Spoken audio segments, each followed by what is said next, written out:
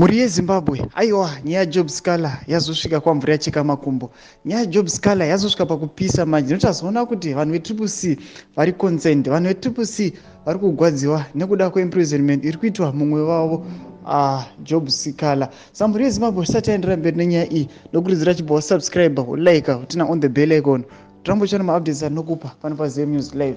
Saka muri yeZimbabwe pane nyaya iri kutenderera, pane mufananidzo, pane picture riri kutenderera pa social media ranetsa. Saka riri kunzi 24 January 2024 the day of freedom for Sikhala, day of freedom for JobSikhala. Saka vari kuti 10 days of fasting and praying for the release of JobSikhala. Saka vari kuti kubva musi wa14 kurava muzvara nezuro kuti vatotanga mutsanyo wavo, vatotanga kutokumbirira mumwe wavo JobSikhala ari muusungwa achiti aiwa musi wa24 pachazodzokera kukoti ndo richava dhee rake rekubuditswa muprison. Saka muri yeZimbabwe taona konzeni yaiswa nevanhu veTCC. Saka chimbotipai mafungiro enyu kuti munoti kudii pamusoro penyaya iyi, zviri viable, zvobudirira here izvi?